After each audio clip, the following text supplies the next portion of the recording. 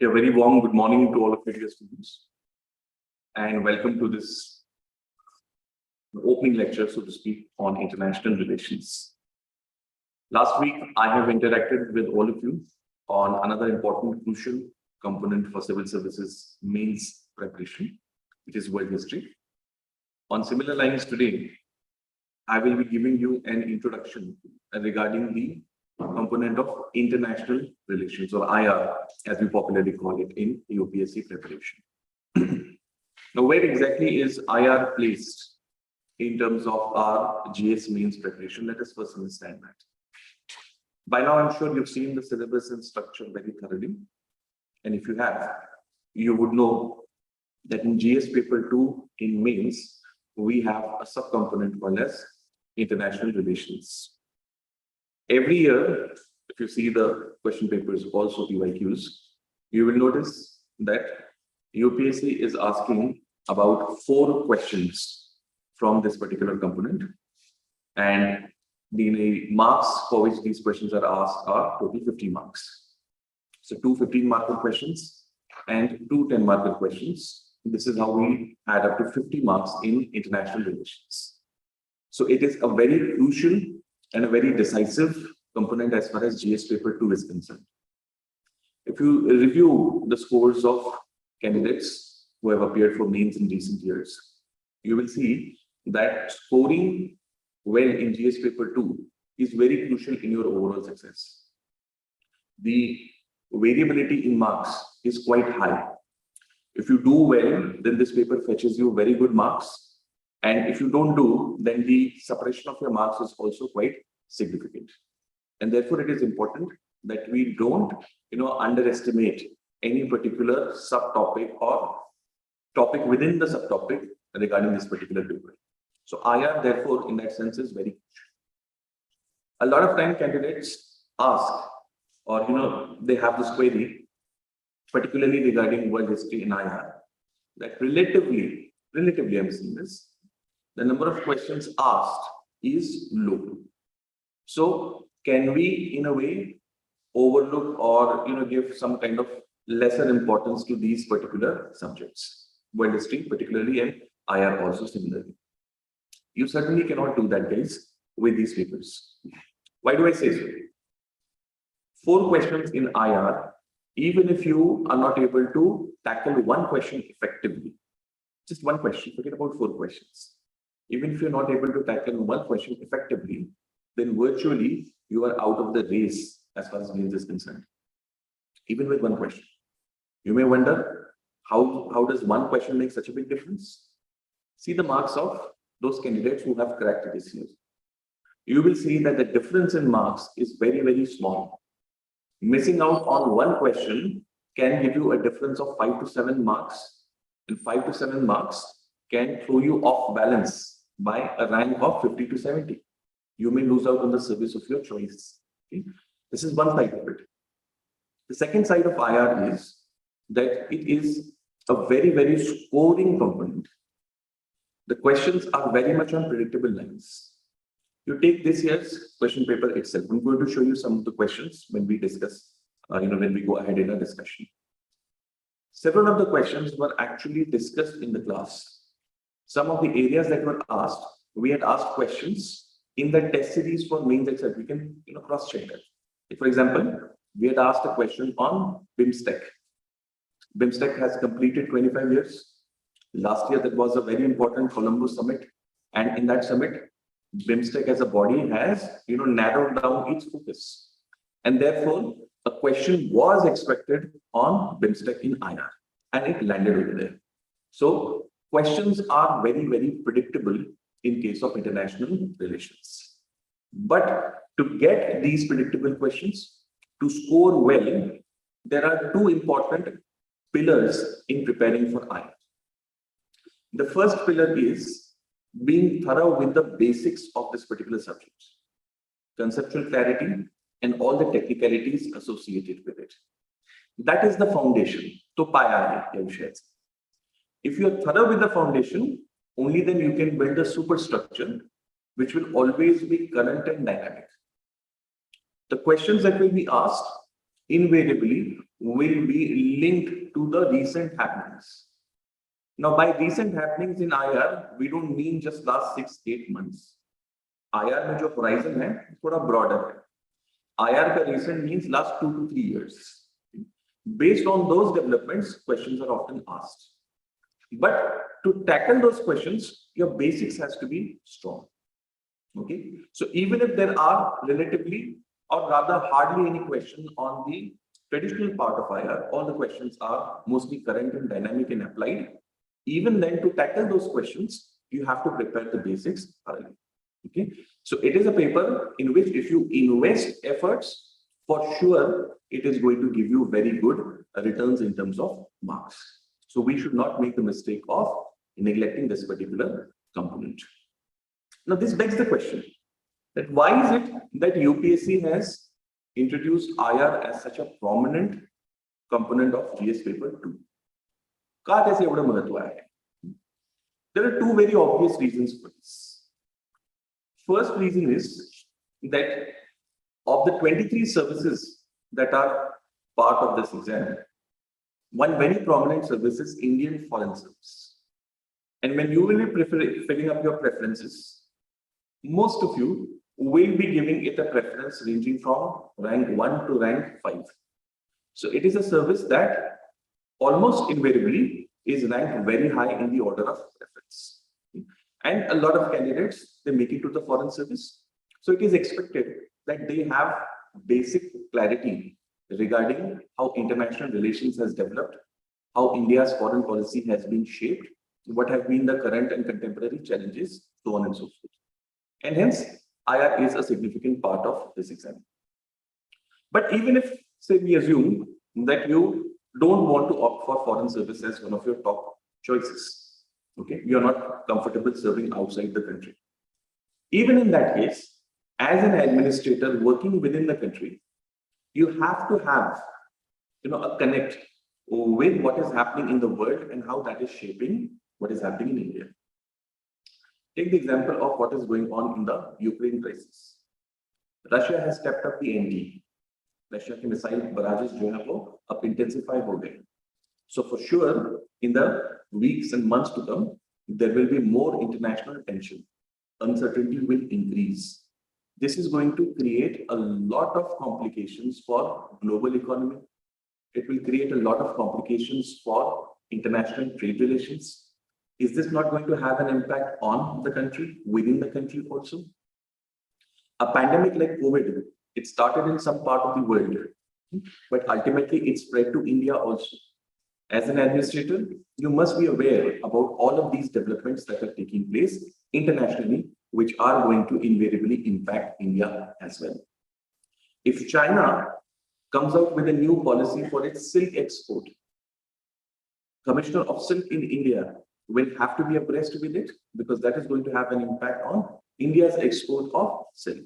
So even if you're not gaming for the foreign services, still having insights about IR, India's foreign policy and contemporary issues is something that is very, very important as a civil servant. And therefore, fittingly, UPSC has introduced this as a paper in your preparation. By the way, on a side note, I'm just saying this as something that is tangentially connected, but nevertheless, you people must know about it. There have been a lot of demands that foreign services should be, recruited separately. As in, it should not be part of the civil services exam. IFS is a very specialized kind of a service, and it requires certain skill sets, attitudes, certain background, certain flair of personality. And therefore, a lot of people have argued, particularly Shashi Tharoor, who was a career diplomat himself, they've argued that IFS should be removed from civil services and there should be a separate exam because it requires that kind of knowledge, skill, and attitude. Okay. Anyways, some other day we will discuss in detail about this particular debate also. Now today in my lecture, I'm going to give you an introduction about what is international relations, some of its basic concepts, its scope, purpose, and how we are going to proceed during the course of our lectures. I will also tell you what are the sources for preparing IR and what are some intricacies that you need to follow while doing it. So allow me to share my screen with you to facilitate this interaction.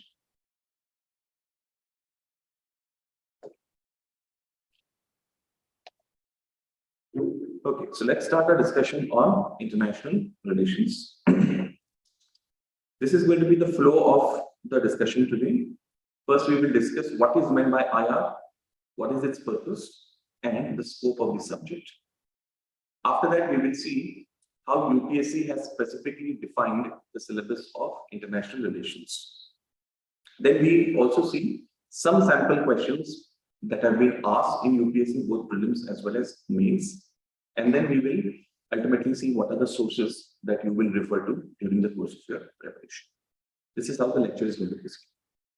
Now let us try to first understand or define what is meant by IR or international relations. What is meant by this? Acha, before I proceed, let me tell you that when we use the term IR in context of GS के terms में जब हम बात करते हैं, तो ये जो टर्म है IR, ये एक्चुअली एक तरीके से मिसनोमर है. जैसे लास्ट वीक मैंने आपको वर्ल्ड हिस्ट्री की कंटेक्स्ट में बताया था कि ऑल्दो हम वर्ल्ड हिस्ट्री कहते हैं, but practically speaking we are not studying the history of entire world. We are focusing only on history of modern Europe and its interconnections. So similarly IR एक बहुत बड़ा एकेडमिक डिसिप्लिन, वो GS में expected नहीं है आपसे.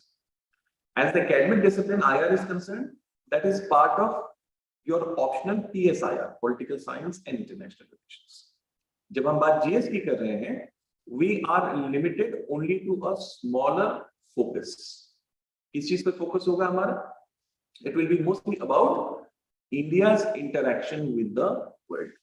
That is going to be our narrow focus. It is not going to be the entire academic discipline of IR as such. Okay? So please remember this. We are not going to study entire academic subject as such. Now this begs the question, in the first place, what is meant by IR? IR से अर्थ क्या है? Let us define it first. IR is the way in which two or more sovereign nation states interact with and regard each other.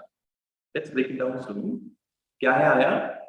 It is the way in which, तरीका, in which two or more sovereign nation states interact with and regard each other, especially in context of political, economic or cultural relationship.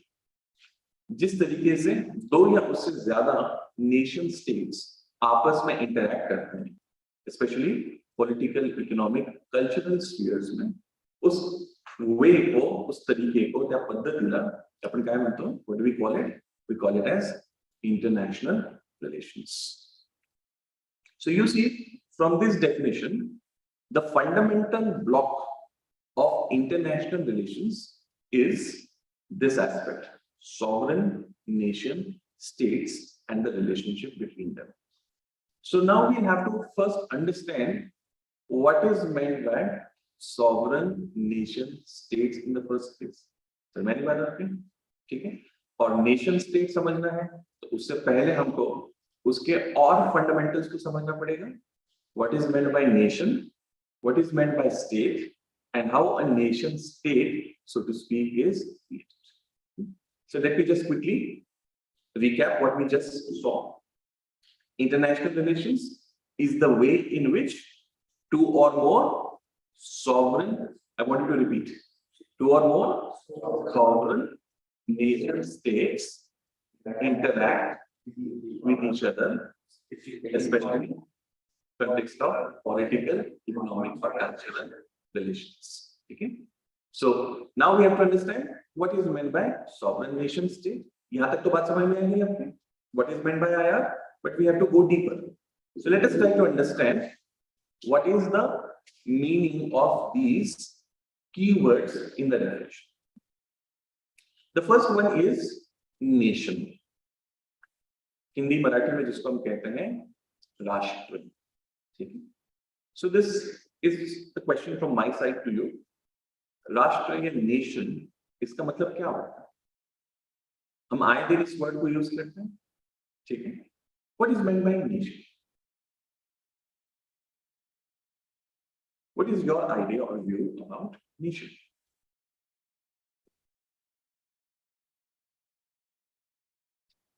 Yes. Group of states. Okay. There is absolutely complete and total freedom for you to share what you feel, what you think, what you recollect. There's nothing like right answer, wrong answer in the class.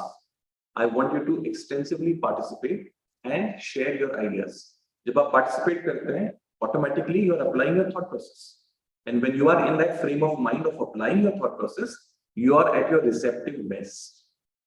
Okay? So what is meant by nation? Rashtra is word को मतलब क्या है? Yes.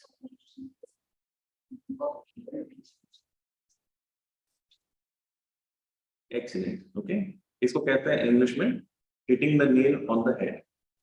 She has given the precise idea about nation. Okay. चलिए अब हम आगे इसकी concept या definition को देखते हैं. It will make it easier for you to understand. ये जो word है ना दोस्तों nation, हम इसको बहुत loosely use करते हैं. राष्ट्र को हम बहुत loosely use करते हैं.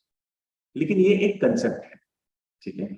और concept के तौर पर उसके बारे में बिल्कुल clarity, संकल्पनीय चीज, स्पष्टता ये हमको होनी चाहिए. Civil services में there is a premium. Last time also I told you there is a premium on conceptual clarity. If your basic concepts are not clear, then it is very difficult to score well, prelims or mains or interview for that matter. So how does the word nation come about? English language ये develop हुई है from root words. मूल धातु मराठी में develop. Root words from Latin and Greek. ठीक है. एक ऐसा ही रूट वर्ड है नेटियो. नेटियो का मतलब क्या होता है? To be born in common ancestry. हम कोई कॉमन पूर्वजों की औलाद है. ठीक है. That is the idea of the word natio. इसी से बना है नेशन. और नेशन क्या होता है? एक स्कॉलर इस विषय के कहते हैं Benedict Anderson that it is a imagined community. What is a community? Common ये word सुना है आपने? Common. It has COMM as a root word. वही चीज आपको यहाँ भी दिख रही है community में. ठीक है? COMM as a root word means shared or joined. आप जितने root words आपको पता होंगे ना, उतना आपके लिए easy होगा English vocabulary develop करना. So COMM is a root word which means shared or joined. ठीक है. इसी से बना है कॉमन, इसी से बना है कम्युनिटी, इसी से बना है कम्युनल. ठीक है. सभी इसी से है. कम्युनिज्म एज अ फिलॉसफी ये भी उसी से है as in the term. Okay. So what is nation? Benedict कहते हैं that it is a imagined community. Means people feel कि हम एक समाज के पार्ट है. ठीक है. और वो जो है हमारा राष्ट्र है. समझ में आपको? It is not something that is tangible. It is imagined. The people feel like French people, उनको लगता है कि French speaking जितने लोग हैं वो सब एक nation है, French nation. Italian भाषा, Italian speaking people, they feel that they are part of community. अब ये community ऐसी कोई दिखती है क्या? Physically ये बांधे हुए लोग हैं एक साथ में? नहीं. It is a feeling. Italy से निकला हुआ आदमी वो कहीं और दुनिया में जाकर के बस जाता है, लेकिन उसको फिर भी attachment रहती है with Italian speaking people. Okay, so that's why it is a imagined community. Did you get the idea why it is imagined? Because people have that belief. There's a very nice book that was written, that was published just a few years ago by Yuval Noah Harari. Title of the book is Sapiens. सुना है आप लोगों ने इस book के बारे में? कितनों ने पढ़ा है? Anybody has read it? You have read it? अच्छा, you've been after. Sapiens इस किताब के अंदर में, I mean this book is about our species, Homo sapiens. There were many human species. Just थोड़ा side note पे आपको बता रहा हूँ interesting चीज. There were many human species. Homo sapiens was one. Our species. Homo sapiens was not the physically strongest. हमसे भी strong थी our species. And nor were we the most intelligent. Yet all others became extinct and Homo sapiens not only survived but it dominates the ecology of the world. ऐसा क्यों हुआ? इसका जवाब वो ढूंढते हैं और उसके दो रीजंस बताते हैं, ठीक है। मैं दूसरे में इस वक्त में नहीं जाऊंगा, एक ही रीजन जो यहाँ रेलेवेंट है वही मैं बताऊंगा। Homo sapiens or we humans, we have the ability to believe in such imagined constructs, ठीक है। राष्ट्र इमेजिन कंस्ट्रक्ट है, ये फिजिकली तो नहीं दिखता है ये चीज, लेकिन हम सब विश्वास रखते हैं उसके अंदर कि हम भारतीय हैं या हम फ्रेंच हैं, हम इटालियन हैं, कोई और नेशन का आप नाम ले लीजिए, सभी जगह पर फिट। या कंपनी फॉर एग्जांपल, कंपनी बहुत सारी कंपनीज आप जानते हैं, गूगल है, फेसबुक है, टाटा है, मारुति है, ये सारी कंपनीज हैं। अब कंपनी ऐसे फिजिकली कोई चीज है कंपनी जो दिखती है? नहीं, ये एक इमेजिन कंस्ट्रक्ट है, तो उसमें हम बिलीव करते हैं। ये एबिलिटी ह्यूमन बीइंग्स की डिफरेंट बनाती है उनको vis-a-vis other species that have roamed on the earth, और वैसा ही एक इमेजिन कंस्ट्रक्ट है nation. Got the idea? Okay, so what is nation? It is a imagine community that is abstract. Abstract physically नहीं दिख रही है ना। सेकेंड, इट इज इम्पर्सनल, मतलब व्यक्तिगत नहीं है, ये कलेक्टिव है, इम्पर्सनल है, and overtly political. Political as in उस कम्युनिटी के पॉलिटिकल इंटरेस्ट, मराठी में जिसको हम कहते हैं हित संबंध, उसके इंटरेस्ट के लिए वो बेसिकली काम करती है। What the idea? So what is a nation?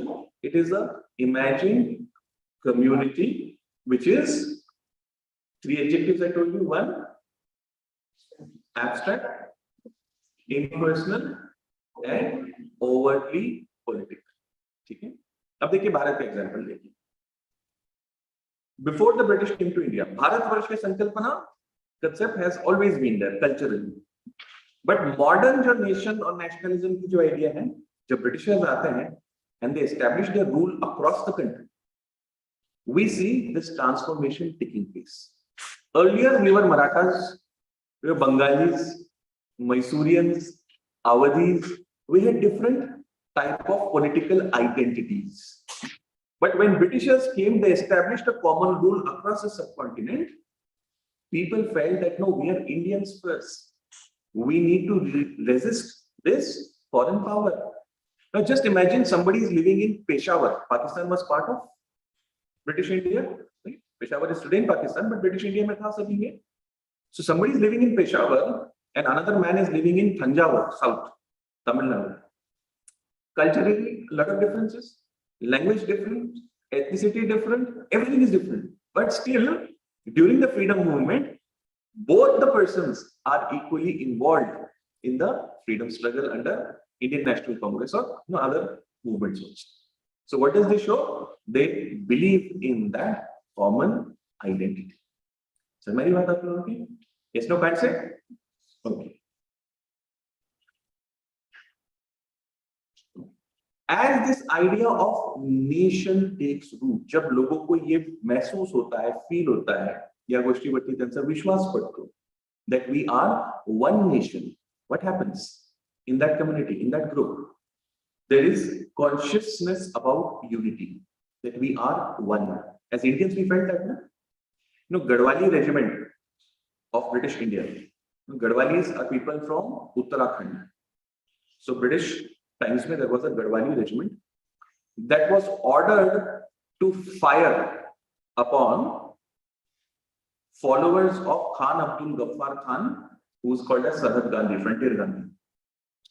So उनकी organization civil disobedience movement में protest कर रही थी, and Gadwali regiment was asked to fire upon them.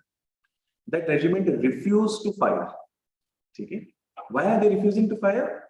Because they feel that we are one people. Region different, ethnicity different, language different. Probably most of them were different religions. Most of them followed different religions. Mostly Northwest. Pathans were Muslims, Gadwalis were Hindus, but yet they refused to fire on those fellow Indians. Why do they do that? Because जैसे जैसे ये idea of nation मजबूत होता है, unity की feeling उसके अंदर में जानता है. So very well, first. Second, common interest आपले हितसंबंध एकच आहे. We have common interest. Everybody during the freedom struggle wanted independence for the country. Why? Because that will bring in more freedoms, that will bring in more economic development, that will bring in more social progress. So common interest ये develop होते हैं. Next, autonomy.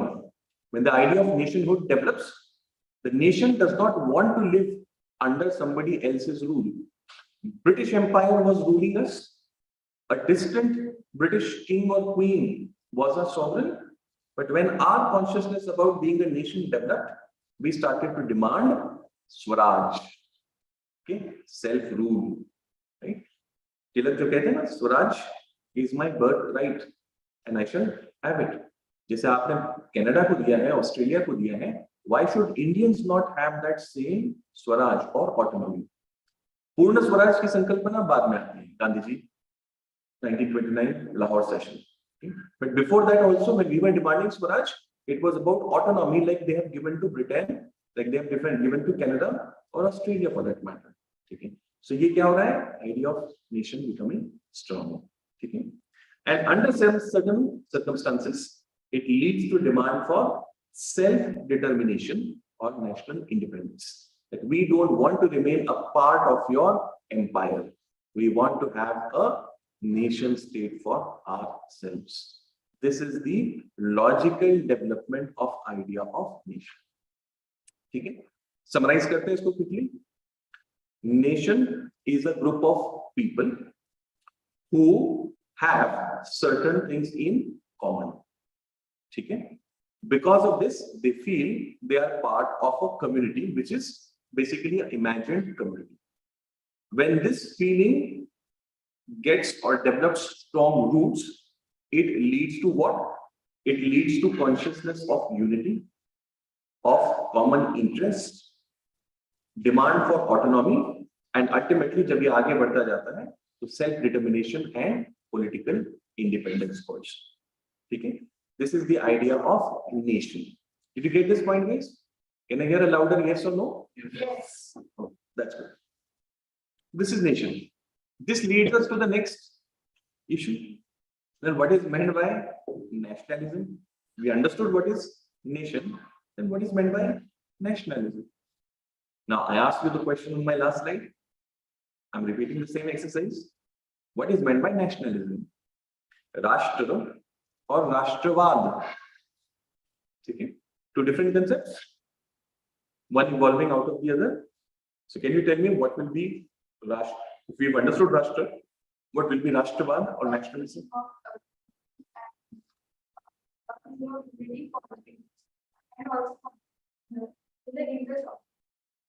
Excellent. What's your good name?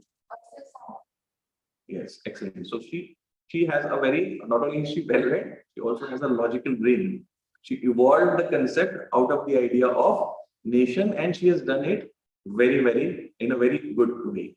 So let's see what is meant by nationalism. Rashtravad or nationalism is feeling of being one nation. हम एक है, ये जो भावना है, ठीक है? It is that feeling that we are one people, we are one community.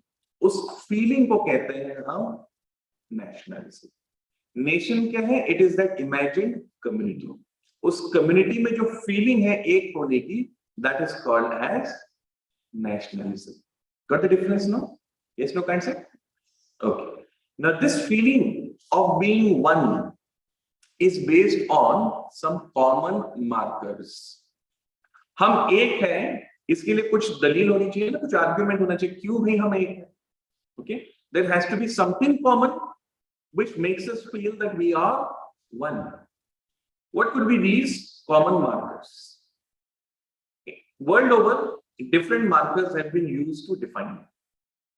कुछ countries के केस में, कुछ nations के केस में, it has been ethnicity. जैसे आपने एक country का नाम सुना होगा, Yugoslavia. It broke down after being created, but for a brief period in world history, we hear about a country called as Yugoslavia. Now, what was this Yugoslavia? इस Yugoslavia में there is a word called as Slav, S-L-A-V, Slav. Now the Slavs were basically an ethnicity, एक वंश होता था. Okay? जैसे for example हमारे यहाँ भारत में we have Dravidians, we have Aryans. Of course, there is no pure Dravidian, pure Aryan, but then we have different ethnicities. We have Mongoloids also. ठीक है, नॉर्थ ईस्ट में आप चले जाएं या नॉर्थ में जम्मू कश्मीर के कुछ पार्ट्स में चले जाएं आप अलग अलग जगहों में. So we have Mongoloids also. What are these? These are basically ethnicities in our country. तो वैसे ही Slavs was one such race in Europe, and this Slav race demanded creation of a separate nation state for themselves, जो बाद में बना, which was called as after World War II Yugoslavia. Yugoslavia. Got the idea? So they are defining their nation and nationalism based on what? कौन सा mark करें यहाँ पर मैं? First one, ethnicity. Got the idea? हमने देखा ना nation क्या है? इमेजिन कम्युनिटी है, उसमें एक फीलिंग ऑफ वननेस है. वो फीलिंग किसी चीज पर तो आधारित होनी चाहिए ना. एक उसमें तरीका हो सकता है या एक मार्कर हो सकता है ethnicity. Did you understand this, guys? Then language. People who speak same language, they might be following different religions. They might be of different ethnicities. They might be having different other attributes, but they speak the same language. Bhasha ek hai. Based on this common language, also nations have been defined. Just for example, the German-speaking people in Europe were divided across multiple states. 39 states after Napoleon who were German-speaking. उनके अंदर में ये भावना, feeling of nationalism जाग गई. ठीक है, कि हम सब एक ही भाषा बोलते हैं. कौन सी? जर्मन. ठीक है. So we are what? We are one nation. Imagine community. German भाषा बोलने वाले एक लोग हैं. नेशन की आइडिया आ गई. उसके बाद में क्या आता है? डिमांड फॉर ऑटोनॉमी आता है. उसी में से पैदा होता है एक नया nation state called as Germany in 1870. उससे पहले जर्मनी ऐसा नेशन स्टेट नहीं था. क्यों आया? Because feeling of nationalism I, nation की कंसेप्ट वहां डेवलप हुई, और बेस क्या था उसका? Language. Same is with Italy. Italy के केस में भी ऐसा ही था. 7 स्टेट्स थे इटालियन स्पीकिंग. वो सभी लोगों को लगा कि हम तो एक ही भाषा बोलते हैं और इसके बेसिस पे वी आर वन कम्युनिटी, तो हम सब एक होना चाहिए हमको. They create a new nation state called as Italy again in 1870. उतना दूर भी जाने की जरूरत नहीं. यहाँ हमारे यहाँ देख, सब कॉन्टिनेंट में जो पार्टीशन हुआ, it was based on religion. ठीक है. Later on east Pakistan got separated based on which identity? Language. अरे ना मतलब रिलीजन तो सेम है और इसी के बेसिस पे अलग पाकिस्तान क्रिएट हुआ था, but that did not last. Based on language they created their own separate nation state. Got the idea? So to have a nation and nationalism, feeling of oneness, you need to have some common marker. That could be ethnicity, that could be language. These are the two most widely used markers when it comes to defining nation and nationalism. Are you understanding this? But there are others also. Like for example, religion. There are 2 nation states in the world जिनका nationalism defined है on the basis of religion. They were born on the basis of idea of religion. One is Israel and second is Pakistan. Israel क्यों बना? To have a separate homeland for the Jews. It is created for the Jewish people. Any Jew living anywhere in the world, he can pick up his baggage and directly go to Israel and claim the citizenship as a matter of right. Okay? इसको वो कहते हैं law of return. क्या कहते हैं वहां पर? Law of return. मतलब Jews ओरिजिनली वहां के हैं और वहां से वो लोग दुनिया भर में फैले. आज जहां भी आप हो वहां से आप वापस इसराइल में आने का अधिकार रखते हो. That is law of return. Got the idea? So define nationalism, define on the basis of religion. Pakistan two nation theory, हम सब जानते हैं, ठीक है? Hindus and Muslims are two separate nations. So ये nations किस basis पे define हो रहे हैं? Religion के आधार, ठीक है? So this can also be used. Apart from this, culture, history, institutions, इनके आधार पर भी nationalism जो है वो define हो सकता है. यूरोप में primarily two aspects have been used: language and ethnicity. ठीक है, language and ethnicity have been used. Bharat के केस में क्या कहेंगे फिर हम? हमारे यहाँ तो 8 कोर्स पे भाषा बदल दी गई है, ठीक है? Ethnicity इतनी वैरायटी है हमारे यहाँ पर, so many different types of people. So how do we define our nationalism? Our nationalism is composite nationalism. मतलब क्या? ये जो हमारा शेयर्ड कल्चर है इस खित्ते का, इस जमीन का, उसके बेसिस पे हम डिफाइन करते हैं हमारा nationalism. There are so many things that are common to all the people living over here.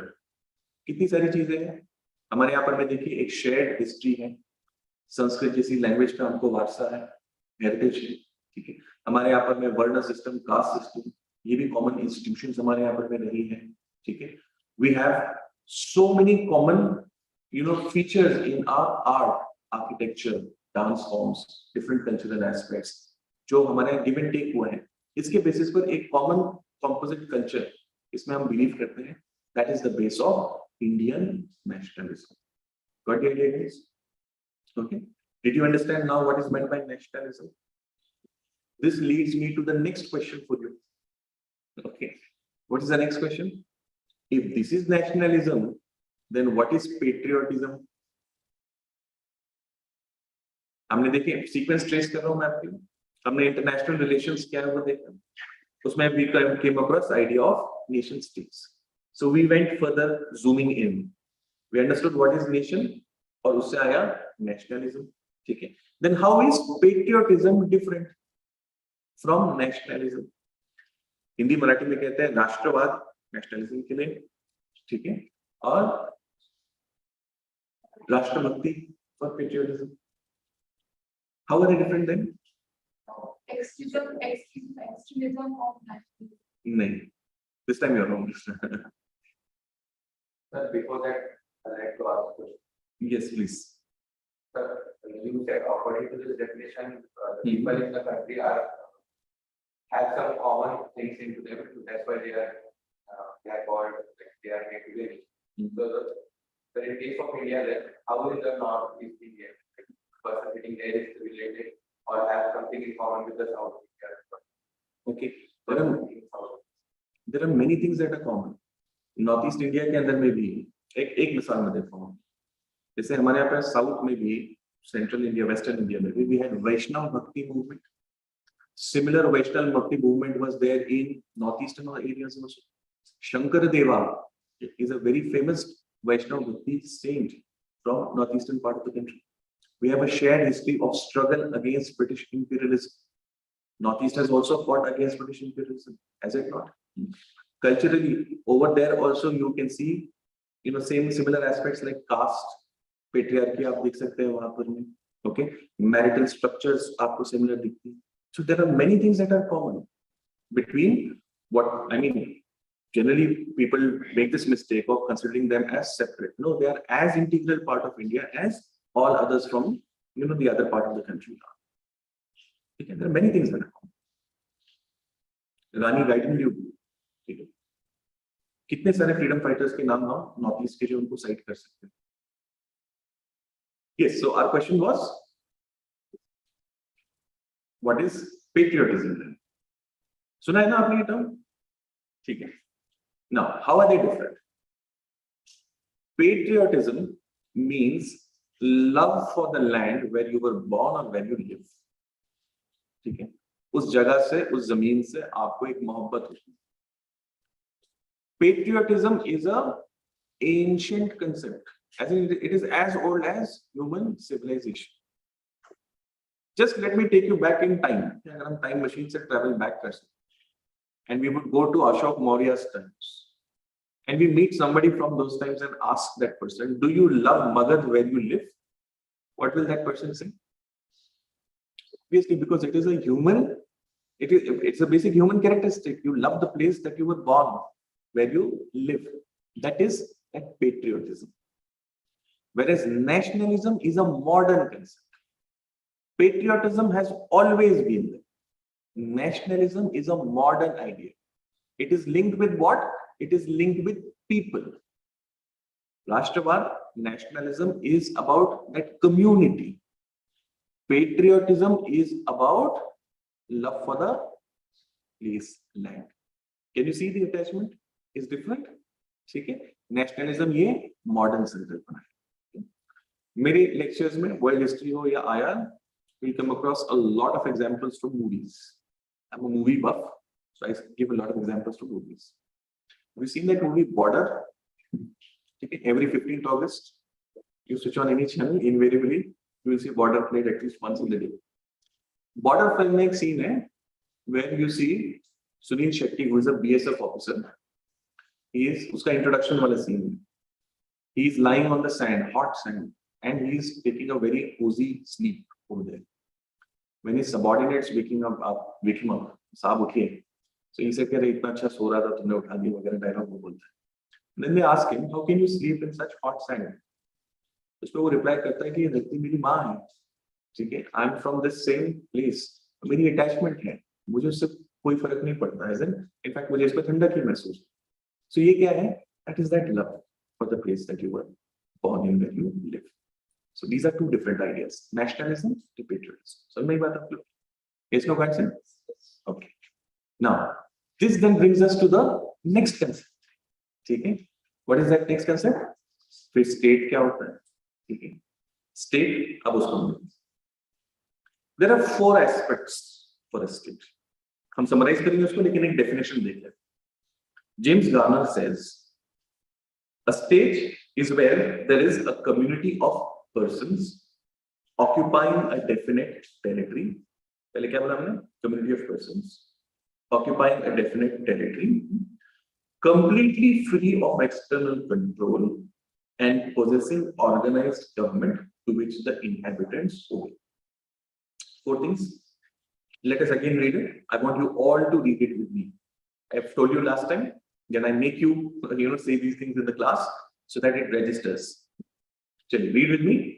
It's a community of persons occupying a definite territory, completely free of external control and possessing an organized government to which the inhabitants obey. So when these 4 criteria meet, then that institution is called as a state. ठीक है? So 4 चीजें क्या है उसके अंदर में? Population, territory, government, sovereignty. चलो repeat कीजिए इसको. What are the 4 things? Population, territory. ठीक है, क्लियर? ये जब 4 चीजें मीट हो जाती हैं तो उसको कहते हैं हम, ठीक है, ओके. अब let's use this as a litmus test. Let's go back to Ashok Maurya. Did the Mauryan Empire have population living over specific area? So पहला criteria हमारा meet हो गया. Second, did it have a specific territory? Agree? Anybody who disagrees? Everybody agree with this? So second criteria met. Third, did it have a government? सरकार थी ना, अब वो कितनी एडवांस थी वो अब विषय नहीं है. गवर्नमेंट थी, that is important. Third, did it have sovereignty? सार्वभौम होते थे. Everybody agrees with this. तो 4 चीजें मीट हो गई. तो can we call Mauryan empire as a state then? Why no?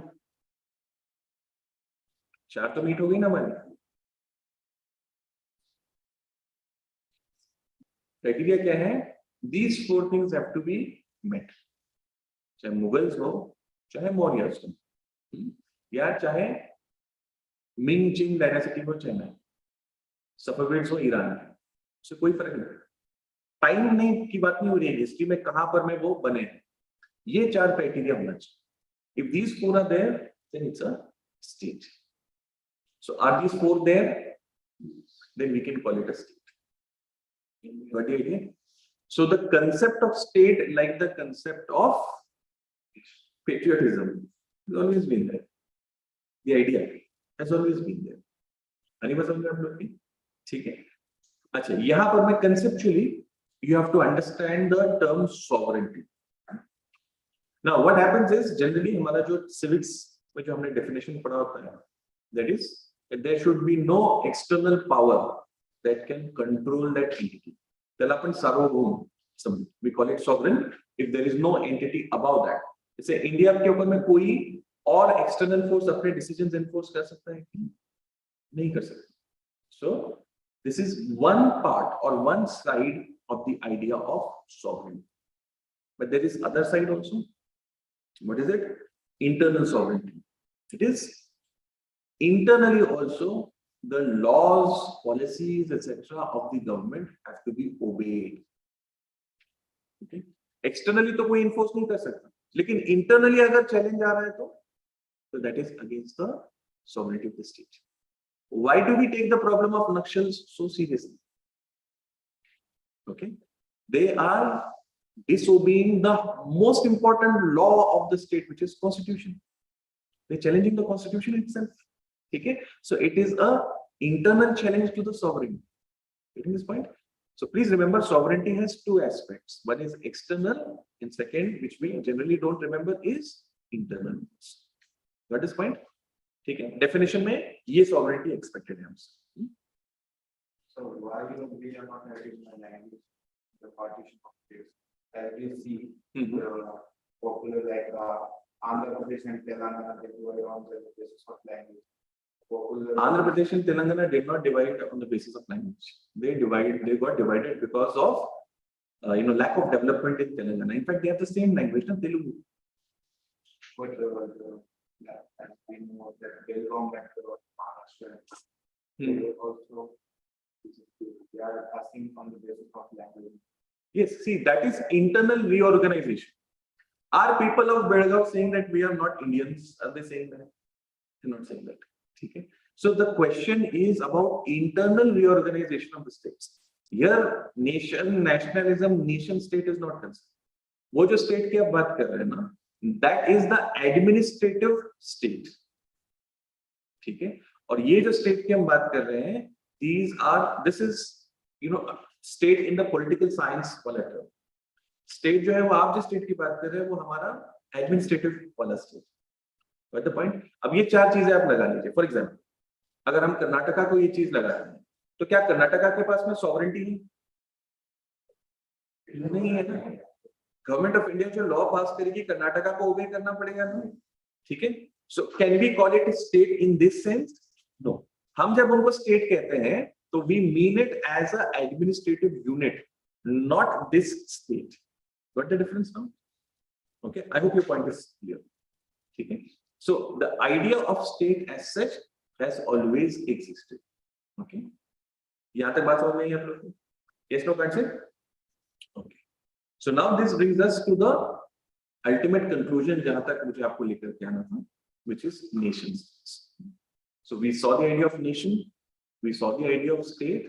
तो अब आप मुझे बताइए फिर nation state क्या होगा? We saw what is nation, we saw what is state. So what will be a nation state?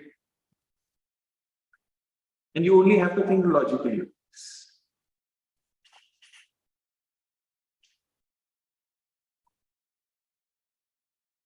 Whenever I will ask you questions in the class, there will be either of the 2 factors at play. एक तो answer logical है, ठीक है, only then I will ask you, or it is so basic and common knowledge that you are expected to know as a well informed and educated person. I will never ask a question which you are not supposed to know. Get this? So here the answer is logical. We have seen what is nation, we have seen what is state. So what's a nation state? And then It's a imagine community where they have a common like government, territory, sovereignty, and population. Okay, वो तो nation का idea आ गया, ठीक है, but specifically nation state ये हम पूछ रहे हैं. I mean you have understood it but you are not effectively articulating it. Anybody else would like to try? What is a nation state? Okay, let me give it away. When political boundaries of the state coincide with national or cultural boundaries, then it is called as nation state. Simple तरीके से explain करूँ. देखिए, Europe में there were many empires. And in those empires, many different nations used to live. Okay? 19th century में these empires start to break up, and new entities emerge where the nation and the state they perfectly overlap. That is called as nation state. मतलब जहां Italians रहते हैं वो जो territory, ठीक है, उस पूरी टेरिटरी पर एक सिंगल स्टेट एग्जिस्ट करता है, तो हम उसको कहते हैं nation state. When one nation has one state that covers its complete cultural boundaries, that is what we call it as nation state. 20 Germans पर 39 स्टेट्स अलग अलग जगह पर में बिखरे हुए थे. इन सबको जमा करके एक स्टेट बना दिया. उस स्टेट में all the German people are there. It becomes a nation state. In school you have studied the idea of congruency. Have you heard of this? Congruency हम कहते हैं ना, circles are congruent, triangles are congruent. What did we mean by congruent? क्या मतलब था उसका, congruency का? कि जब जैसे दो ट्रायंगल्स हैं, आपने प्रूव किया कि both are congruent. What did it mean basically? Yes. Similar and congruent are different. Two अलग-अलग ideas हैं. Similar triangles and congruent triangles अलग concepts. Congruent कब कहते थे? When you kept one over another, there will be perfect overlap. That is when we call it as congruent. Similar is different.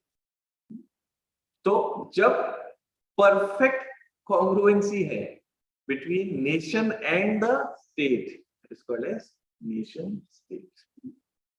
Got the concept now? Yes, no, can't see. Everybody? यानी जहां जहां पर में वो nation रह रहा है, nation group of people who have something in common, developing a feeling of oneness, वो जहां भी रह रहे हैं उनके ऊपर में एक स्टेट बना हुआ है. That is what we call as nation state. Got this point? This is a modern concept. This is the base of today's international relations. UNO is the most important international body today.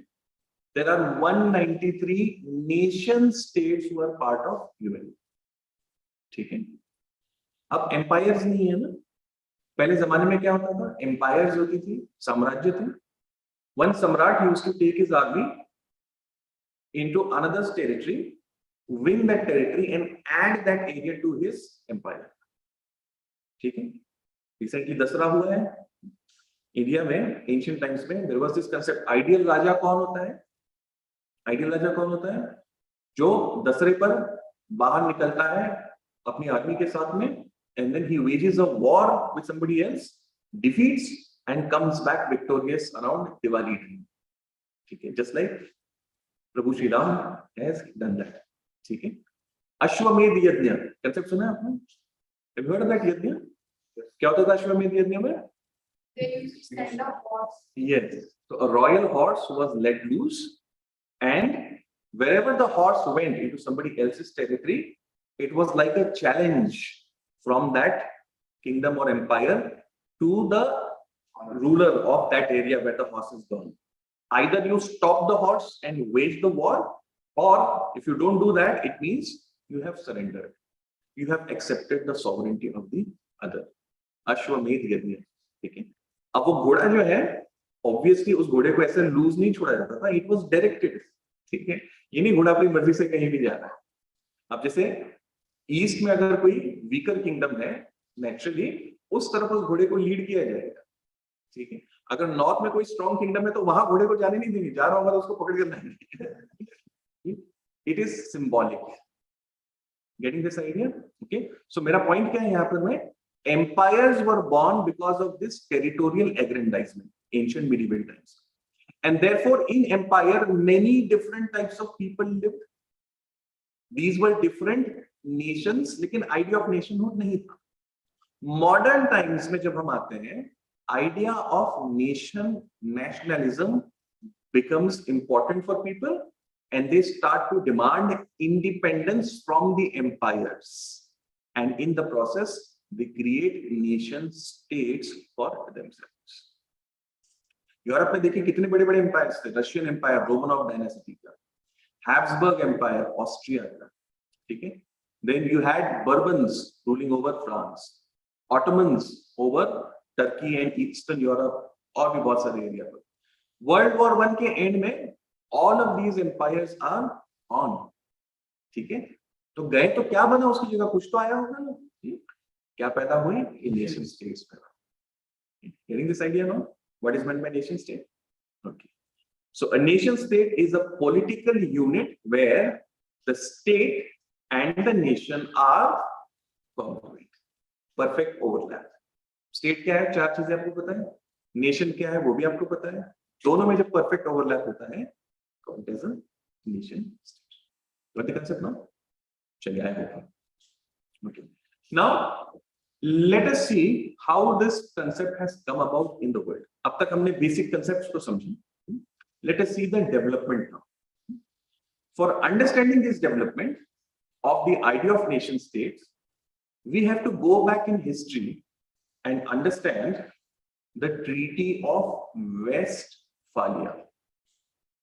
Okay? Treaty of Westphalia, which will be signed in 1648. इस treaty को हमको समझना पड़ेगा. ये treaty एक तरीके से landmark, Marathi में कहते हैं ना उंबरठा, threshold. It's a dividing line after which we will see emergence of idea of nation state. So what exactly happened in Westphalia we need to understand. But before we understand what happened in Westphalia, we have to understand what was the world before Westphalia. समझ में आता है? So what are we seeing now? What was the world before the Treaty of Westphalia like? That is what we are trying to understand. So world over, before Westphalia, we see sprawling multi-ethnic dynastic empires. दुनिया भर में क्या दिखते हैं हमको? साम्राज्य दिखते हैं. Ancient times में Romans थे, Mauryans थे, Hans थे, ठीक है. Medieval times में we had Mughals.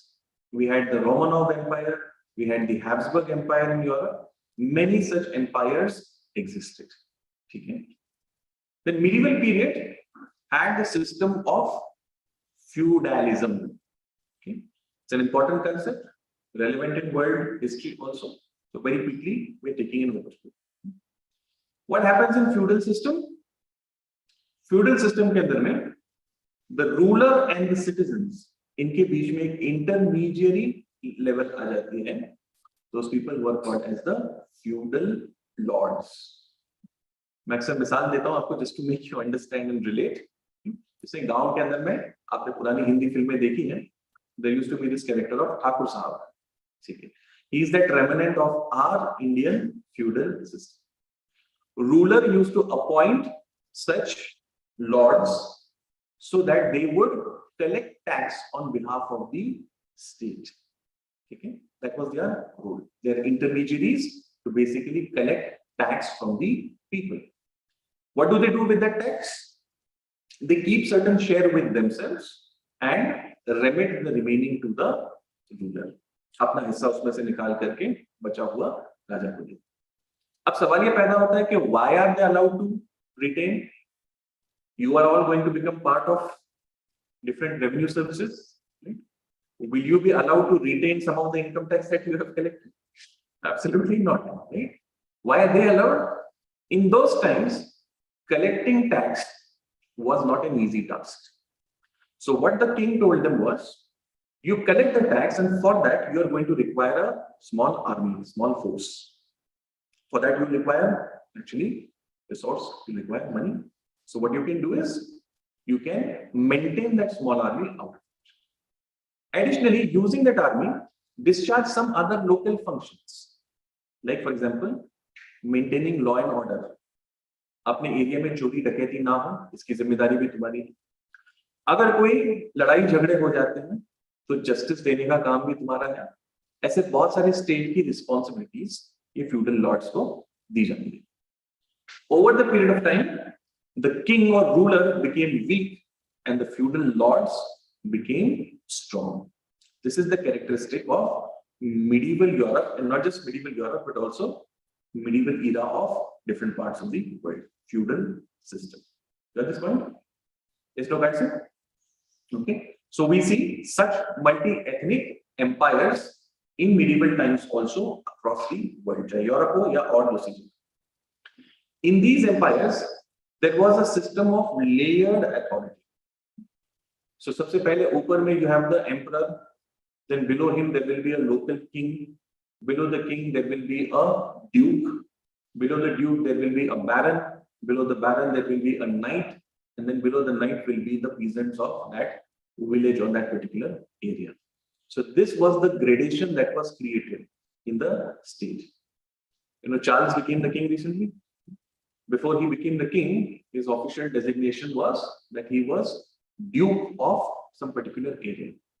So these were what gradations in the ruling elites that were created. Okay.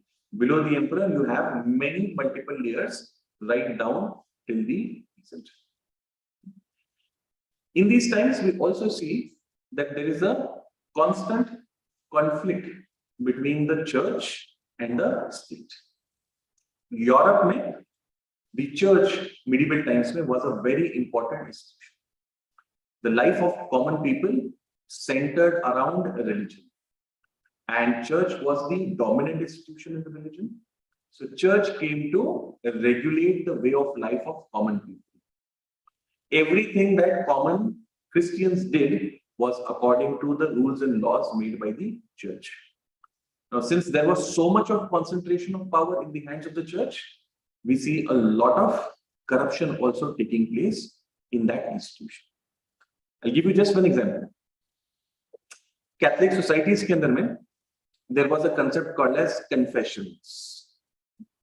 Confession क्या होता था? अगर आपसे कोई गुनाह हो गया, if you commit some sin, then you had to go to the church and tell the padri that you have committed this sin. आपको confess करना पड़ा. Then that was not enough. The padri would then sell you something called as letter of indulgence. That letter of indulgence, after you pay, you get that letter. It was like a promise that that particular sin which you have confessed has been forgiven. और कैसे लिया आपने forgiveness? By paying and getting that letter. Getting this? So many such evil practices were there. The state was dependent on the church. Why? Because the Pope used to appoint the emperor. Muslim world mein, the Khalifa used to give approval to the Sultan. Somebody as powerful as Akbar also had to seek the approval of the Khalifa. Only very few exceptional rulers said that I don't need that approval. Invariably, most of them have sought the approval. So state ki legitimacy was coming from what? It was coming from the religious authority. Bharat mein kaise tha? We had different yajnas which were done by the religious priests. Rajasuya yajna, Vajpeya yajna. ये यज्ञ कौन करते थे? वो religious elites करते थे. And through that, the ruler got that legitimacy for ruling. Okay, this is the kind of state that we see, which is dependent on church. Okay? Church का यहाँ पर सिर्फ मतलब Christianity से नहीं लेना है, religious authority से आपको लेना है. Okay? There was no concept of sovereign states because there were empires. Muslim world, for example, it was believed that there is only one empire, which is under the domination of Khalif. All other Muslim rulers are subordinate to him. Ultimate authority कौन है? That Khalif is the ultimate authority. ठीक है? Islamic world में political and spiritual powers were combined in one person, that is the Khalif. Christian world में there was something called as Holy Roman Empire. All the European states, over them, there was a Holy Roman Emperor who was appointed by the Pope. Okay? He was supposed to be the ultimate sovereign. Getting this idea? So, sovereignty of state nahi tha because there was always, technically speaking at least, an authority above them in the form of this Holy Roman Emperor or the Khalifa. But these states did have some relations at diplomatic level amongst themselves. Even if they are not sovereign, completely speaking, they still had diplomatic relations. They had trade relations. This is the kind of situation that we see during medieval times. This is going to change around the Treaty of Westphalia. Now let us see what is this Treaty of Westphalia. पहले का state समझ में आया आपको before Westphalia? कैसा दिखता है हमको? So what do we have? We have multi-ethnic empires. We have important institution in the form of church. State is not secular. It is not sovereign. We have seen all the limitations. Now this will change. Now Europeans were continuously waging wars with each other. And one such war was the famous or infamous 30 Years' War. 30 वर्षांचे युद्ध. What was this war about? Europe में, because of the excesses committed by the church, people started to question the authority of the institution itself. Man is a thinking animal, guys. After a point of time, we start to question authority if it is not behaving properly.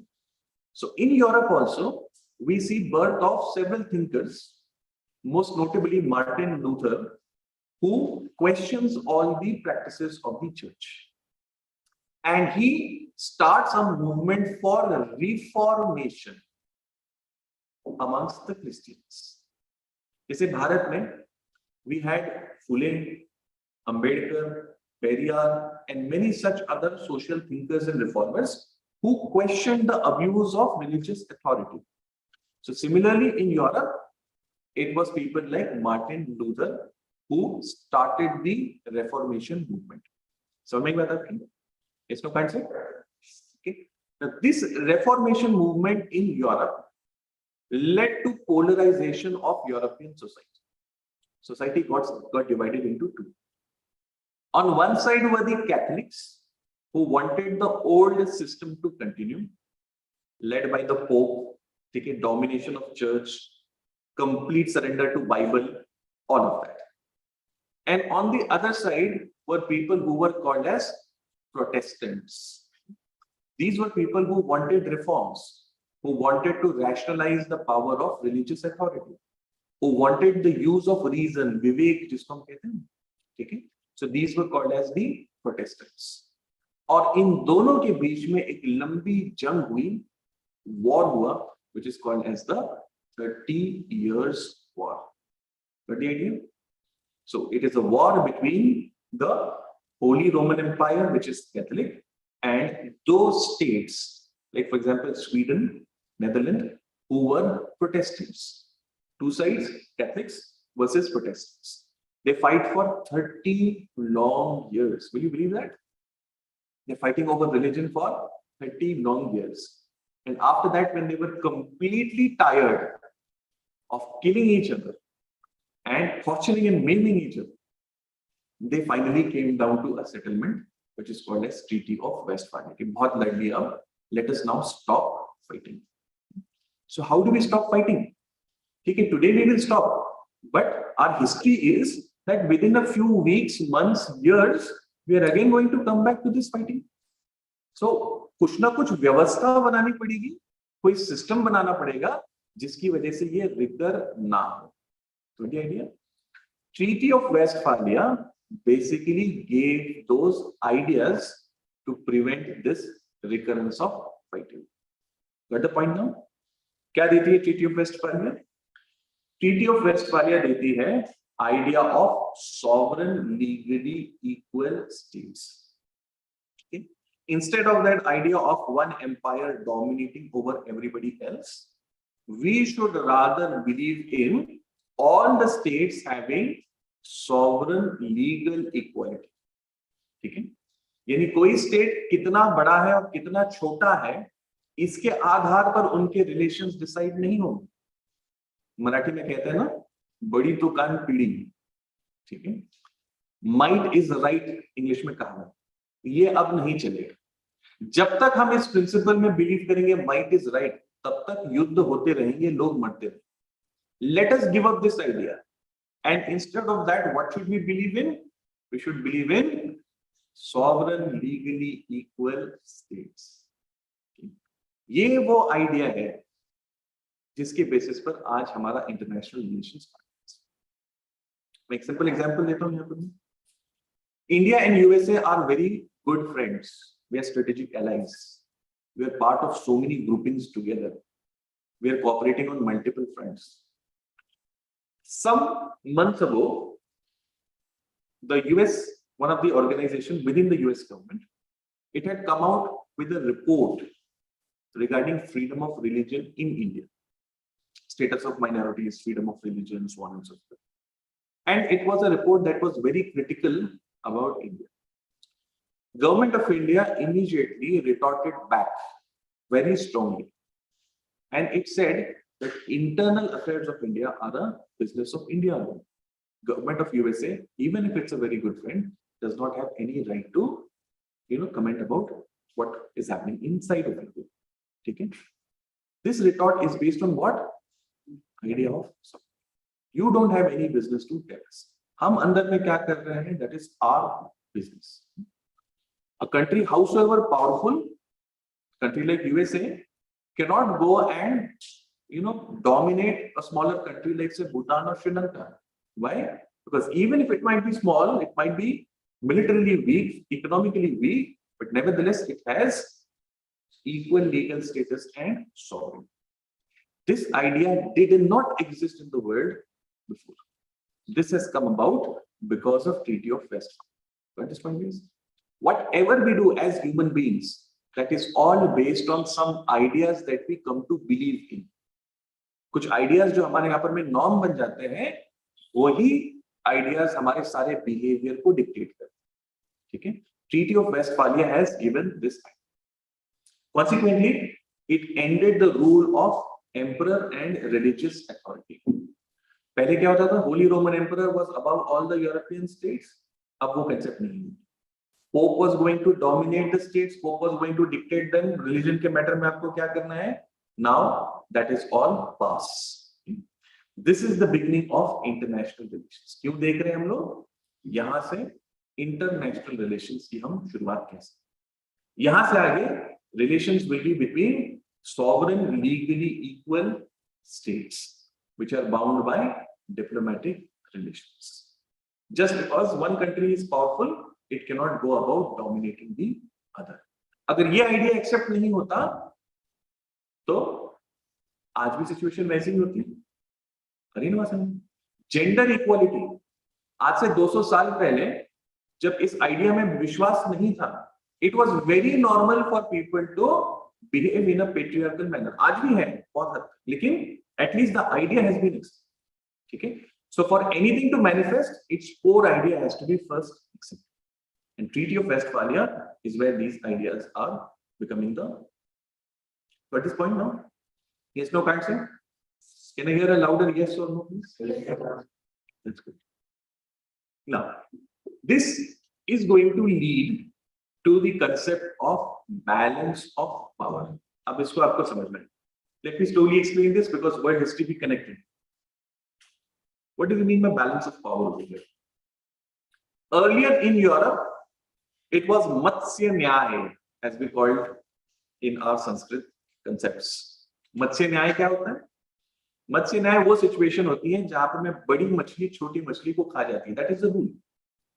The more powerful is going to eat up the less powerful one. That's called as मत्स्य न्याय. ये Europe की situation थी. अब वो मत्स्य न्याय नहीं होने देना, ठीक है? तो इसके लिए क्या करेंगे? We will have balance of power in continental Europe. Means No one state should be allowed to become so powerful that it dominates others. ठीक है, दूसरों को जाकर के डोमिनेट करने की आपकी इच्छा कब होती है? जब आपके अंदर में उतनी शक्ति होती है। ठीक है, जैसे कोई आपका फ्रेंड है जो नया नया अखाड़े में जाना शुरू किया है, जिम करना स्टार्ट किया है उसने, so suddenly what he'll try to do is when he shakes your hand, he will try to crunch your fist. When he gets his arm around you, he will try to press your hand. क्यों? क्योंकि आपको ताकत आ गई है ना, so he wants to demonstrate that on others. What does balance of power say? It says that in Europe we should not allow any particular state to become so powerful that that state will go on and dominate others. That is point. But this is limited to where? Only for Europe, not outside of Europe. These Europeans will go and do dadagiri elsewhere. That is okay. ठीक है? हे सध्या Europe पुरतं मर्यादित. These rules are only limited to non-interference in each other's internal affairs. ठीक है? Others will not say, okay, why are you Protestant? You should be Catholic. Okay? Why don't you believe in Pope? Why are you going for scientific development? You should be focused only on Bible.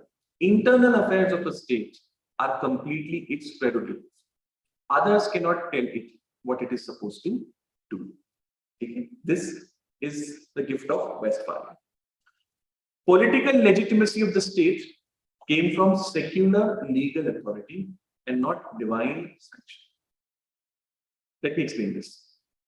Whenever a king was appointed in India, for example, that yajna that was done, it was the bestowing of that divine sanction to the king. God has been pleased through that long yajna, and the priest is giving that kingship based on that divine sanction. This was the idea. In case of Muslims, it was that approval of the Khalifa, who is the deputy of the Prophet himself, and Prophet is connected with God. So ultimately, the ruler is sanctioned by God. Okay? So sanctioning of the ruler was based on divinity. That system now stops. Instead of such divine sanction, legal secular sanction is what is used. Got the idea? Yes, no, Patson? Okay. Modern state system is born. Government, administration, taxation system, okay? Army, navy, okay? Developments in this regard. This is what we call as modern state system. A post-Westphalia European development. But all of this that we have spoken about is only limited to Europe. Europeans want to limit this advancement for themselves. To others, they don't want to subject the same values. वहां जाकर के वो दादागिरी करेंगे. Whether it is Americas, whether it is Africa or Asia for that matter, they will go about doing the same old stuff. Might is right. जिसकी लाठी उसकी भैंस. ठीक है, ये रूल एप्लीकेबल होगा बाकी दुनिया की. यूरोप में they have become more advanced. This is thanks to the Treaty of Westphalia. Did you understand this change nature of state now? Okay, sure. Okay, so we have understood the core concept regarding international relation, its other interrelated ideas. Now let us see the purpose and scope of international relations. What is the purpose of IR? General education and practical use in diplomacy. The art of running a foreign, executing a foreign policy. It requires you to have a firm grounding in the ideas of international relations, the concepts, the various historical developments, practices. All of that has to be understood by officers serving in foreign services. So it forms a base of that practice. It is also important for human survival and progress. Conflicts are inherent in human nature. We have conflict with our family members, with our neighbors, extended areas के अंदर में, communities के बीच में.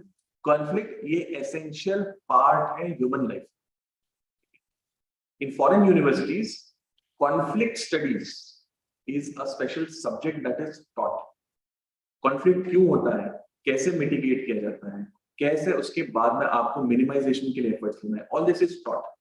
Unfortunately India में ये विषय जो है वो पढ़ाया नहीं जाता। मैं एक सिर्फ छोटा एग्जांपल देता हूं आपको just to make you understand. 1962 USA threatened Cuba with dire actions because of its pro-leftist policies. Cuba, small state, very close to USA. The new person in charge or ruler was Fidel Castro, who has come to power after revolution. He started to nationalize sugar factories of Cuba. These sugar factories were owned by American businesses. They had only one crop and only one export. Sugarcane was the crop, sugar was the export. And American companies were doing all the business. So Castro said कि एक ही crop है, एक ही export है. My country needs this business. So he nationalized it. America threatened Castro. And America told him that if you do this kind of stuff, nationalization and all of that, then we will not import your sugar. अब एक ही product है और destination भी एक ही USA, सो वो arm twisting थी। Fidel Castro said, okay, if you don't want my sugar in your tea, then I am ready to make Russian tea sweeter. This is Cold War time. So he starts to communicate or develop relations with USSR. Nikita Khrushchev, the president, he sees an opportunity in this. He not only accepts exports of sugar coming from Cuba, but also promises a lot of help to the Cubans. But in return, he wants Cuba to host Russian missiles. Okay, America on the other side of Atlantic always felt safe because its territory was far away from continental Europe. But when these missiles would be placed in Cuba, then 2/3 of America will be in nuclear range of USSR. Okay. This USA came to know. Russian missiles were coming to be placed in Cuba. And this led to a very, very tense period of, Cold War relations between America and USSR. John F. Kennedy was the president at that point. There was intense pressure on John F. Kennedy to take some strong action against USSR and Cuba for doing this. But John F. Kennedy soaked in all that pressure and allowed the situation to slowly diffuse. He did not allow it to escalate into a war because it was going to be a nuclear war. Both the sides had their nuclear missiles against each other. John F. Kennedy prevented that situation. So such conflicts are always deadly, especially at this scale. If you want to stop such conflicts, if you want human survival and progress, then you have to have understanding of diplomacy, which fortunately John F. Kennedy, a man less educated and less of a statesman than John F. Kennedy, would not have had the nerve to hold on and control the situation. Imagine कीजिए पूरे देश का pressure है एक ही इंसान के ऊपर कि अब you take some strong steps, जंग शुरू कर दो, but he withholds all that pressure and allows the situation to calm down. So diplomacy is essential for human survival and human progress. It is important for understanding, resolving, and controlling international problems. We're going to see a lot of such case studies as we go along. Scope of IR, scope of international relations traditionally has been about relations between nation, states, and state systems only. But over the recent decades, this scope has expanded. IR is now not just limited to relations between, say, India and China, India and Saudi Arabia, India and superpowers like USA, etc. It goes much beyond that. It includes relations between nation states, but also relations with international and regional organizations. India's relations with BIMSTEC, UPSC सवाल पूछा. उससे पहले India's relations with ASEAN, again, question has been asked earlier by UPSC. We constantly interact with many such international organizations, चाहे WTO हो, World Bank, IMF. So all of that is also part of IR. Then international law.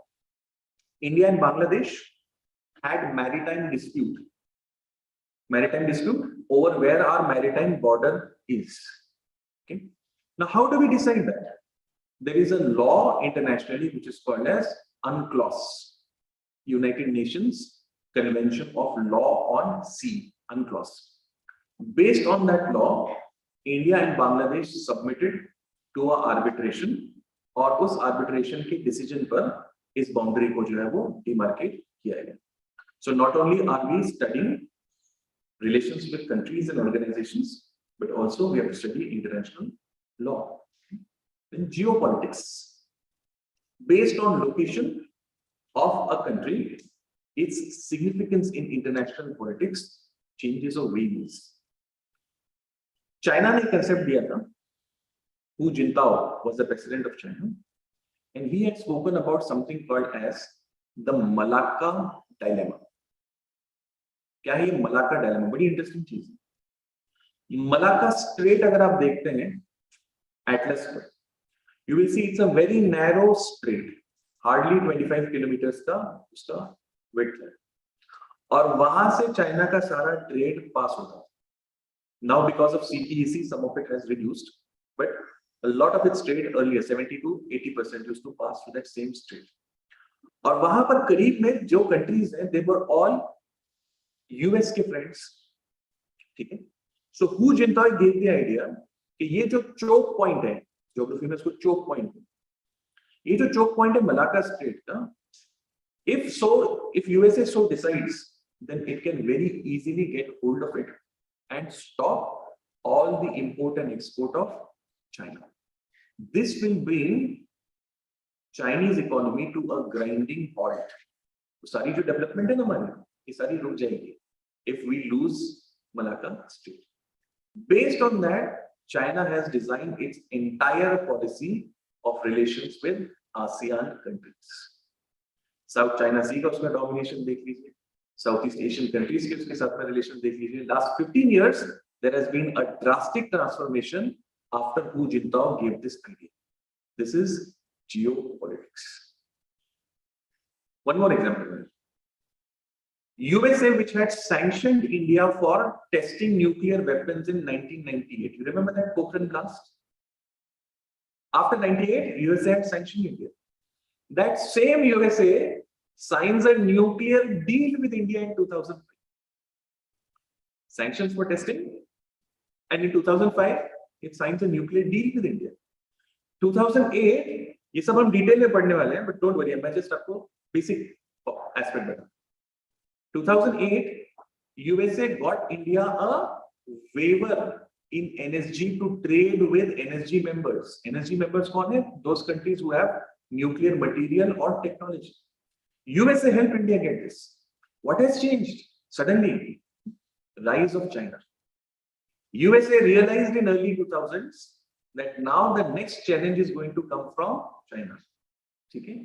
And to have control on China, India is going to be very, very. Why? Because of India's geostrategic location. We share a border with China. We share border with a lot of other countries with which China shares borders. Okay. We dominate the Indian Ocean. आप देखिए, बीच में है ना हम लोग Indian Ocean के. The name itself also suggests the importance of India over here. Indo-Pacific, अब ये concept कहीं जा रहे हैं. Indo-Pacific में India is very important. So geostrategy is also an essential part of. It shows in the evolving relations of India and USA. Various alliances. इस बार UPSC ने सवाल पूछा था on I2, U2. A new grouping has been formed. I2, U2. India, Israel, USA and UAE. इसको Western Quad भी कहा जा रहा है. UPSC ने directly इसके ऊपर question पूछा that how this is going to transform, India's international relations. I mean, I'm not quoting verbatim, but essence उसका ये था. क्या बता रहा है ये कि ये alliances, developments, these are all very important. Various global issues. Again, one question asked by UPSC. This time regarding climate change. UPSC asked how India's approach towards this issue has changed. Earlier, India was defensive. India appeared as a leader only of the third world countries. But धीरे-धीरे जो है हमारा stance change हुआ है. Rather than being a staller of climate change efforts, India is now a proactive leader in controlling climate change. So that is a global issue. right? उसके transformation पर UPSC ने question पूछा. All of this is part of IR. ठीक है, this is the scope. चलिए, now let me just schematically represent what I have briefly discussed with all of you. International relations evolves because of international politics. What is international politics? It is official relations between nation states. Every country has its own interests. हित संबंध जिसको मराठी में कहते हैं. We have our own priorities. We want to achieve something. Those are our interests. Based on those interests, we form our own policies. ठीक है, ये flow important है. We have our own, what did I say first? Interests. Based on the interests, we have drafted or created our policies.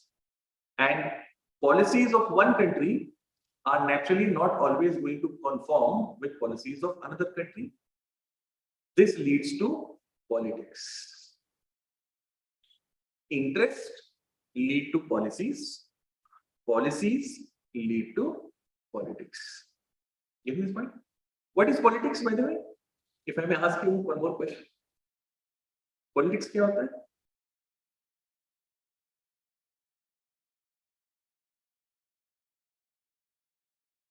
In your own simple words, what is politics? We all say that मेरे साथ में office में politics हो गया, मेरी team में politics हो गया. We use this word, right? What is meant by politics? Politics is the struggle for power. क्या है politics? Struggle for power. This leads to the next question. एक से दूसरी चीज खुलती चली जाती. What is meant by power then? Power is the ability to influence behavior of others. What is power? Ability to influence the behavior of others. Simple example. आप लोग just fresh out of college. There might have been a time when you and your friends were planning an overnight Goa trip or some other place for that matter, but you could not take the decision by yourself. Okay? And for this, you needed a approval from the big boss. Okay? In your home. Get this? So big boss has the power. Why? Because if the big boss says you're not supposed to go, you'll have to stay back. That is power. Ability to influence your behavior. You go or you don't go. That is the power. Got the idea? अब ये power जब आप अपने पास लेने के लिए struggle करते हैं, कोशिश करते हैं, उस स्ट्रगल को, कोशिश को, प्रयास को पॉलिटिक्स कहते हैं. Got the idea? ठीक है? So countries have interests. Based on their interests, they form policies, and different policies of different countries leads to international politics. Got this? ये तो countries के बीच में होते हैं. But apart from this, apart from nation states, there are also various new actors and new issues which are part of international relations. New actors include international organizations. It includes non-state actors. Recently, I was hearing the interview, listening to interview of S. Jaishankar, our Honorable Foreign Minister, External Affairs Minister, and he was narrating the incident when Indian embassy was attacked in Kabul. Remember that famous attack? And it was all in the media, and he said it was late in the night, and I came to know that the attack is taking place on the Indian embassy. So, Prime Minister called him, so to speak. Prime Minister called him and he asked him, "Kya chal raha hai?" He said that we are, trying to get them help. Or kaise help? He said that we were talking to some friendly warlords. इससे बात हो रही है, Indian embassy पर attack हुआ है. So it could be Taliban, it could be ISIS, it could be some other such organization. But to get help, obviously the government is not able, Afghanistan wali government is not able to do anything. So how do we help? Other non-state actors, they were talking to them. Okay, friendly warlords in Afghanistan. ये कौन है? Non-state actors. इनके साथ भी deal करना पड़ता है. Iraq में these nurses from Kerala, they had been kidnapped by ISIS. Okay, and this was at the peak of ISIS wala phase. Good 30-40 nurses from Kerala, they had been kidnapped. Government came to know. Sushma Swaraj ji was the External Affairs Minister at that time. And she said that we will extricate, we will remove these nurses from the harm without anything happening to them. Ye desh ko promise. Within hours, they managed to remove them from the hold of ISIS. Ab naturally, ye karne ke liye, you have to have interaction with non-state actors also. It's not an easy task. So IR is not just about states, it's also about several other actors. ये बात समझ में आई आप लोग की? ठीक है. तो ये broad बना है scope. Now let us see the syllabus of the exam as such. Okay.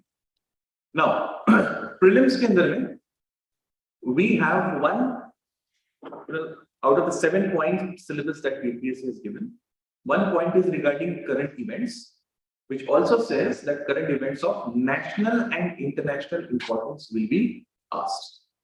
Okay, so this part of your prelim syllabus is basically about current events. Please remember this. IR नहीं हम इसको कह सकते. कुछ developments हुई हैं, international institutions है, organisation है, कोई बड़े समिट हुए हैं, कॉन्फ्रेंसेस हुए हैं, इस पर आपको क्वेश्चन पूछा जाएगा. This is not IR person. ठीक है. So IR जो हमको पढ़ना है वो means prelims के लिए जो questions आ रहे हैं, that is part of your current events. Please understand this difference. Now let us see what is the syllabus given for means. पहला point इसमें India and its neighborhood relations. Bharat और उसके आसपास की जो कंट्रीज हैं उनके साथ में भारत के संबंध. अफगानिस्तान, पाकिस्तान, मालदीव्स, श्रीलंका, बांग्लादेश, भूटान, नेपाल, म्यांमार, चाइना, ये सारी कौन सी कंट्रीज हैं? ये हमारी neighbourhood countries. And neighbourhood is very crucial for us. That's why government of India has a policy called as neighbourhood first. We give first priority to our immediate neighbors. A distant country which might be more powerful will never be as important as a smaller, poorer country which is connected, contiguous to us. और ये इतिहास में हम बार-बार देख सकते हैं. श्रीलंका में जो क्राइसिस हुआ, civil war, prime minister Rajiv Gandhi थे. We decided to send the IPKF and we have seen the cost. That civil war came to India. Prime Minister, ex-Prime Minister थे उस वक्त में Rajiv Gandhi, he lost his life because of that involvement basically. Right? Afghanistan के अंदर में जब Taliban power में आया 90s में, we saw that IC-814 वाला hijacking episode. Remember that episode? 1999, plane was hijacked. Where was it taken? It was taken to Kandahar. Afghanistan gave it that space because Taliban was in power. Getting this? 1989 के बाद में कश्मीर में crisis जो है वो बढ़ गया. क्यों? क्योंकि अफगान वॉर खत्म हो गया था and all the fighters who had fought in Afghan war, they were all like dressed up but nowhere to go. So Pakistan sent them where? Infiltration in Kashmir. It's not a coincidence. वहां पर में Afghan war खत्म होता है, Mujahideen war जिसको कहते हैं, 89 में, और 89-90 से ही कश्मीर में इंसर्जेंसी पीक होती है. That's the worst time of Kashmir insurgency. It's not a coincidence. Many such examples can be cited. Instability in our immediate neighborhood has always been very costly for India. That's why neighborhood first. And you will always see that the officer who is appointed as Foreign Secretary of India, that's the topmost post in our foreign services bureaucracy. He is invariably one who has very recently served a long stint in one of the neighboring countries. आपको अक्सर ऐसे दिखेगा. ठीक है. Many examples can be said. Salman Haidar, he was there in Bhutan before he was made the Foreign Secretary of India. Many such examples. Prime Minister Modi, after he took over for the first time, 2014 election बाद, the first country that he visited was Bhutan. Okay, he did not go to some other, rich, prosperous, powerful country. He went first to Bhutan. It shows the importance of our neighbors. Got the idea? Okay. So we are going to study India's relations with all of our neighboring countries, and this includes not only our, land-based neighbors but also our maritime neighbors. So Thailand in that sense is also our maritime neighbor. Bay of Bengal के साथ में जो है ये connected. So we are going to study all of this. Now, how do we study? Questions in the exam are always applied and current in their approach. But we have to have an overall background of how the relationship of our country has evolved with that country over the last 50-70 years. Okay. जैसे China की अगर हम बात करें, very quickly मैं just आपको एक tester देना चाह रहा हूँ कि कैसे हम इंडिविजुअली एक एक कंट्री को देखेंगे. We'll cover all the countries. जब चाइना की बात होगी, so we will understand how before independence also we have had long people-to-people contacts with China. Both are flourishing civilizations of their own respective area, and there were always trade contacts. We were connected along the Silk Route. India से जो products होती थी, India की spices थी, India का cloth था, muslin था, ivory work था. ये वाया मुल्तान ऊपर होकर के काशगर तक जाके कनेक्ट कर. आज जहाँ पर मैं ये काराकोरम है पाकिस्तान जो बना रहा है, ठीक है, वहां पर मैं ऊपर जब चाइना की साइड में जाते हैं तो यू कम अक्रॉस काशगर. वहां पर मैं चाइना से आने वाला रूट और यहाँ इंडिया से साउथ से आने वाला रूट ये कनेक्ट होता है. वहां से ऑनवर्ड जो है वो सिल्क रूट आगे ईस्ट यूरोप तक जो है वो आगे चल रहा था. So civilizational ties were always there. Yuan Shang, Fa Yan, Ai Sing, these are all Chinese travelers who had come to India to study Buddhism. Many such other names can be cited. 1949 जब China communist revolution देखता है, माओ की leadership में people's republic of China is established. India became the first non-communist country in the world to give recognition to Mao's China. Others were recognizing Taiwan. Back then it was called as Formosa. वो सारी story Chinese revolution में बताऊंगा मैं आपको. There were two Chinas at that time. One was the mainland China with Beijing as its capital under Mao, and second was Formosa with KMT as its capital. With KMT party वाला Formosa का government. So इस conflict में India was the first non-communist country to recognize Mao वाला China. 1954, the Chinese premier Zhou Enlai, he is the deputy of Mao. He came to India and we signed that famous Panchashil Pact. Might have heard about that pact. 5 principles of foreign relations were established, and one of them was mutual non-interference in internal affairs. Okay. After this, India-China relations are at a peak. Hindi-Chini bhai-bhai wale phase mein hum अगले कुछ सालों के लिए. 1959, late 1950s से things start to change. China starts to put pressure on Tibet. Dalai Lama escapes from there and he comes to India. Indian government is taken aback. They did not expect this to happen. It's a major embarrassment. Dalai Lama Bharat में आकर के आश्रय मांगते. Pandit Nehru is the prime minister. He's an internationalist guy, believer in Indian civilization, values, so on and so forth. Now he cannot tell Dalai Lama, no, you go back to China. ये भी नहीं कर सकते. अतिथि देवो भव कहाँ रहा फिर हमारा, ठीक है. और दूसरी तरफ चाइना का प्रेशर है. अगर आपने इनको असाइलम दिया तो you are interfering in our internal affair. Panchsheel में हमने साइन किया ना, नहीं करना ये सब चीजें, ठीक है. Conflict. Pandit Nehru decided to give the asylum. यहाँ से सावरिंग होगा इंडिया चाइना रिलेशंस. और इसका पीक 1962 में हम देखते हैं in the form of that war. China did not reconcile with the borders of India during the British times with China. British times में 1912 में we had signed an agreement. British government of India, it has signed an agreement with Tibet, demarcating the borders. Mao कहता है कि Tibet को authority ही नहीं थी ऐसा कोई एग्रीमेंट साइन कर, ठीक है. So I don't accept this border. Using that as a grudge, Chinese infiltrated into India, leading to that famous war of 1962. Indian army उस war के अंदर में उतना effectively perform नहीं कर पाई. पंडित नेहरू पर बहुत criticism हुआ, and he died as a broken man because of that episode.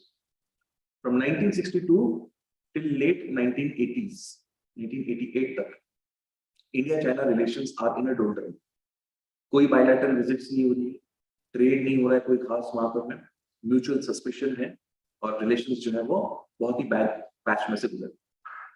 1988 there is a new president on the other side, Deng Xiaoping. He has a different approach. Rajiv Gandhi also wants to leave what has happened in the past to past and wants to start afresh.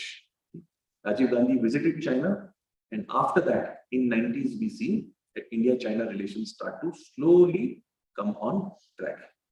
Atal Bihari Vajpayee also visited late 90s. वहां से भी visits हुई और India-China relations खासतौर पे trading relations improve हुए। Border dispute settle नहीं हुआ है और China चाहता भी नहीं है कि वो settle हो। They want to keep it alive because अगर कभी जंग लड़नी पड़ी भारत के साथ में तो कुछ तो reason होना चाहिए। So they have kept that alive.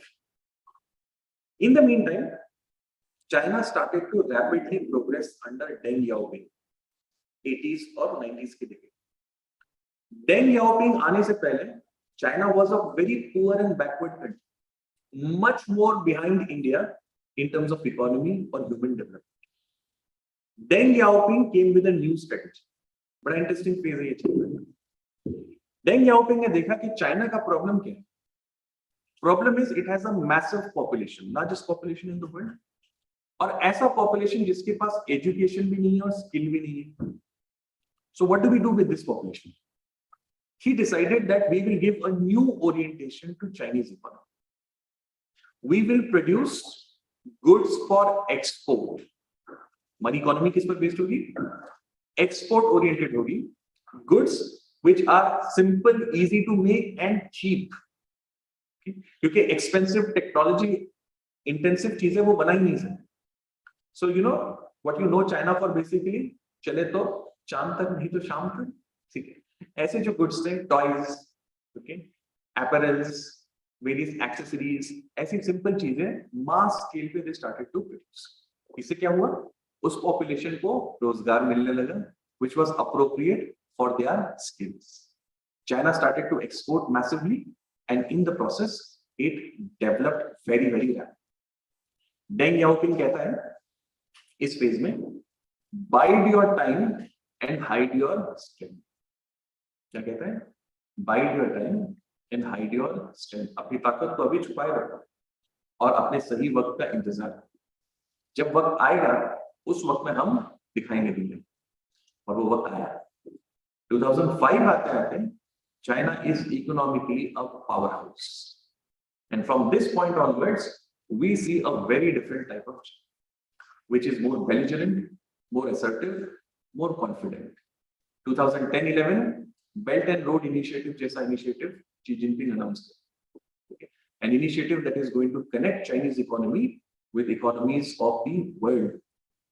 अपनी सारी manufacturing capacity, lower end stuff की वो वियतनाम, थाईलैंड, बांग्लादेश इनको देता है और खुद ज्यादा एडवांस चीजें बनाता है, इंफ्रास्ट्रक्चर कनेक्टिविटी करता है, पाकिस्तान के अंदर में सीपैक बनाता है, ईस्ट यूरोप तक हाईवेज बनाता है, ये सारी चीजें चाइना करता है ताकि इकोनॉमी के जरिए से वो बाकी कंट्रीज को डोमिनेट कर सके। India, USA, they realize the threat and challenge of this rising China. The story of last 10 years has been how we deal with this problem. We can't change our neighbor, we have to get along. ठीक है, so relations भी maintain करना है, at the same time China की दादागिरी भी सहनी नहीं। तो कैसे भारत ने इसको डील किया, कैसे टैकल किया, ये सारी स्टोरी हम इंडिया चाइना रिलेशंस के अंदर देखेंगे। And in this manner, we will study all our neighborhood countries. Got the idea? ठीक है, I just give you one taster how we are supposed to look at it. Then bilateral, regional, and global groupings and agreements which either involve India or affect India's interests. Groupings where countries come together for some common goal or purpose. That is called as grouping. Now, some of them involve India. It obviously इनको पढ़ना ही. BRICS है, IPSA है, ठीक है, Shanghai Cooperation Organization. They all involve India. So we have to study. But there are some which will not involve India but still affect it.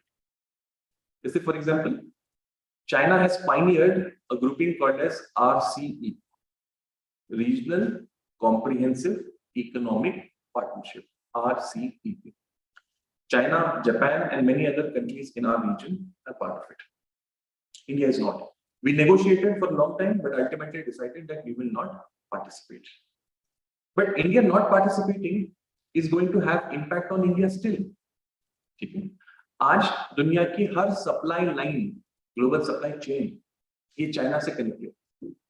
कोई भी चीज जो मैन्युफैक्चर होती है वो किसी न किसी लेवल पर चाइना के साथ में कनेक्टेड है। आईफोन आप यूज करते हैं, आईफोन का चिप कहीं और बनता है, सॉफ्टवेयर कहीं और बनता है, बॉडी कहीं और बनती है, लेकिन ये सब जाकर के असेंबल चाइना में। इससे पहले नोकिया बड़ी फेमस कंपनी थी, नोकिया का भी सारा असेंबली चाइना में। नाइकी के शूज आप पहनते हैं, नाइकी के शू के डिजाइन हांगकांग में बनता है, उसकी लेस वियतनाम में बनती है, उसका सोल बांग्लादेश में बनता है, लेकिन ये फाइनली जाकर के चाइना में ही असेंबल होता है। सो चाइना ने अपना एक्सपर्टीज ऐसे बनाया है कि ग्लोबल सप्लाई चेन उसको आके कनेक्ट होना ही होना है, कहना पर्याय नहीं। कंपनी को प्रॉफिट चाहिए, चाइना की एफिशिएंसी इतनी ज्यादा है कि हर कंपनी चाहती है कि मेरा प्रोडक्ट जब असेंबल हो, इसको नेटवर्क प्रोडक्ट कहते हैं भाई, नेटवर्क प्रोडक्ट, वो प्रोडक्ट फाइनली चाइना में जाकर असेंबल हो, बिकॉज चाइना की वजह से उतनी उसके अंदर में कॉस्ट रिड्यूस हो जाती है, वो उसकी efficiency. This is called as global supply chain. Now RCEP में जो कंट्रीज हैं, they will get connected to the global supply chain, जिसका चाइना पार्ट है। If India is not part of RCEP, then India will not be able to become part of those global supply chain. Getting this point? This will affect India. हमारे यहाँ problem देखिए क्या है, बेरोजगारी है बहुत बड़े पैमाने पर, and if you want to increase employment, we will have to increase manufacturing. To increase manufacturing in today's world, our industry has to be connected to global supply chain. Global supply chain से connected नहीं है तो industry develop नहीं हो सकती आप। So India is not part of the grouping, but still it affects India. Got this point? So ऐसी भी चीजें हमको देखनी। Second aspect. Third, effect of policies and politics of developed and developing countries on India's interests. Politics and policies. दूसरी countries. I'll give you a quick example here. Donald Trump had revised the rules of H-1B visa. Have you heard of this visa, H-1B visa? It's the work visa. So a lot of Indian IT engineers, they take when they go to work in USA. Donald Trump changed it in such a manner that India's opportunities in H-1B would reduce. Okay? A lot of our IT industries would find it difficult to send their engineers on site. You might have heard this word if you have friends in IT sector, on site. This is a policy of USA. But it is affecting India's IT industry, which is so crucial for our country. It generates employment, it generates foreign exchange, so many benefits from it. So policy of some other country is affecting us. We have to understand such policies when they affect us. Saudi Arabia had come up with a policy called as Nitakat laws. Have you heard of that? Nitakat laws? Under these laws, Saudi Arabia prioritized the local population in employment over immigrants. This was going to have a big effect on migrants going from Kerala to Saudi Arabia. For Kerala, these migrants are very crucial. As much as 20% of Kerala's GDP, ठीक है, ये उतना quantum remittances से आता है coming from Gulf, and Saudi Arabia is the biggest destination. ठीक है, अगर वहां से population वापस आ गया, it will lead to economic crisis तो होगा ही, but उसकी वजह से और भी attendant बहुत सारे problems create होंगे. So policy of some other country affecting India. We have to understand this. Third point समझे आपको ये? Fourth, Indian diaspora. What is meant by diaspora? Diaspora are basically people who have scattered across the world. That's called as diaspora. Marathi में जिसको हम कहते हैं ना विखुरणे, scattering. That is the essence of the word diaspora. India has the largest diaspora in the world. Means किसी और country के इतने ज्यादा लोग जो हैं वो बाहर scattered नहीं है जितने इंडिया के, चाइना को overtake कर लिया. Also, Indian diaspora contributes the highest amount of remittance to India. वहाँ वो पैसा कमाते हैं, घर पे भेजते हैं ना खर्च के लिए. So इससे क्या होता है, हमारी foreign exchange की रिजर्व भी बढ़ जाती है और लोकल हमारी डेवलपमेंट में भी उसका फायदा होता है. अब ये जो डायस्पोरा है, इसके इंटरेस्ट वहां पर में हमको देखना है. ठीक है, whenever they go to other countries, अभी आपने recent में news अगर आप पढ़ रहे हैं, you would have come across scandals where Indian youth are lured to Southeast Asian countries by Chinese companies, और वहां पर में उनको गुलाम की तरह काम करवाया जा रहा है, और जो काम भी करवा रहे हैं that is all illegal kind of work. So जब भी हमारे लोग ऐसे किसी प्रॉब्लम में फंसते हैं, so we need to protect them, we need to save them. A lot of Indian women, they are married by NRI husbands, और वहां जाने के बाद उनके साथ में शोषण होता है, अत्याचार होता है, ठीक है. We have to protect the Indian interest of such women. ऐसी बहुत सारी चीजें हैं जो हमारी डायस्पोरा के साथ में कनेक्टेड है, जहां पर वो एक रिसोर्स है, एक एसेट है, वहीं पर उनको कल्टीवेट करना, उनको प्रोटेक्ट करना, ये भी भारत सरकार की जिम्मेदारी है. So we have to see this in the syllabus. Lastly, various important international institutions, agencies, fora, their structure and mandate. जो important international organizations हैं, World Bank, IMF, UNO, ये तो prominent है, लेकिन इसके साथ साथ में और छोटी मोटी भी, इन सब के बारे में बेसिक हमको पता होना चाहिए. Not all organizations, but definitely those who have been in news in recent times, इनके बारे में तुमको पता होना ही चाहिए. So ये है हमारा मेंस के लिए syllabus. So we have 5 points of view. I have consciously highlighted the word India and changed its color to drill home the point that our syllabus is India specific. Okay? पूरा IR को यहाँ नहीं पढ़ना है, सिर्फ India के relations neighbourhood के साथ में, इंटरनेशनल इंस्टीट्यूशंस के साथ में, डायस्पोरा के साथ, यही सिर्फ हमारा फोकस रहेगा. So our focus is India specific, and within that, the current dimension, recent happenings, are what that needs to be, is what that needs to be prioritized. Okay. So this is about our syllabus for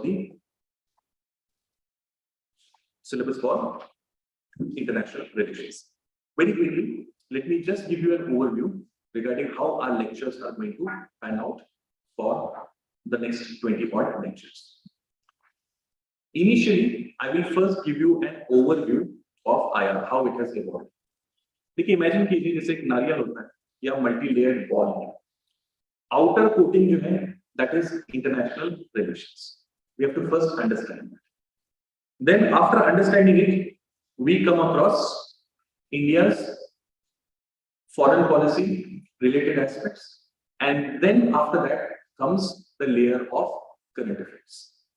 To reach that, questions will be based on current affairs, but to reach that, you have to, Marathi में कितना भेदनी, so you have to pierce through that wall of first understanding the international relations, then understanding India's foreign policy, and then coming to current affairs.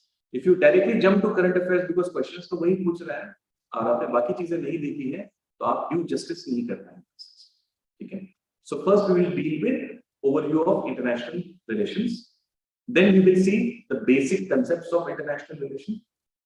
Then I will discuss very briefly political ideologies and approaches for international relations. Then we'll have a series of lectures on important global issues that are relevant in these times. जैसे terrorism है, globalization है, climate change and environment है, ऐसे बहुत सारे issues हैं, इनको हम देखेंगे. Then after that we'll come to India, where we will see the foreign policy of India as it has evolved over the last 7 odd decades. The Nehru से लेकर के मोदी तक, Nehru to Modi, how India's foreign policy has, evolved. That is what we will see in here. Then we'll see India and neighborhood first, as we saw in the syllabus. All our neighborhood countries के relations with India. Then India and global powers, India, USA, India, Russia, India, China, the major powers. India and other regional organizations, whether it is ASEAN, whether it is SCO, and such other organizations, our relations with them, we'll see. And then lastly, we'll see United Nations Organization. And by UNO, I mean, in extension, all the other organizations connected with it. So this is how our next 18 to 20 lectures of IR are going to pan out. Okay? So today, guys, we have just seen the basic. I've just tried to give you some taste, some kind of idea, understanding regarding what all entails when it comes to IR preparation. Quickly, sources क्या होंगे आपकी? Sources के अंदर में आपको NCERT जो है वो पढ़ना है. Sources. NCERT, Contemporary World Politics. this NCERT is going to be very crucial for you, contemporary world movements. And also, world history ki jo NCERT Arjun did, I've told you that in my last class, that will also help you to better appreciate this particular component. Second source will be the material that will be shared in the class. That material will be sufficient. You don't need to refer to anything extra for basics. It is comprehensive. It covers all that you need to know. Apart from this, you will have to refer to current affairs, and for that, you will be getting class ka material. Okay? Class material will suffice. You don't have to refer to any other textbook or any other form of material for IR. Class material is going to suffice. But additionally, you have to read the newspaper every day. I guess you've had already some sessions in current affairs, and Sir Michael showed you how to read newspapers. IR ke liye particularly, this is very important. IR as a subject is dynamic, and number two, it is a bit jargon heavy. IR ke apni terminology hai, words. So when you will come across articles of IR every day, read them carefully and slowly build your competence. Especially, I will suggest that every Tuesday, there is an article written by C. Raja Mohan in Indian Express. C. Raja Mohan. This article aap padha kijiye. It gives you an overview of 1 week, recent week development and what is going to happen in the very near immediate future. C. Raja Mohan, unka column aata Indian Express mein every Tuesday. So do read his articles. Okay. And as we go along, we'll discuss a lot of this stuff. Okay. Thank you very much, guys, and see you in my next class.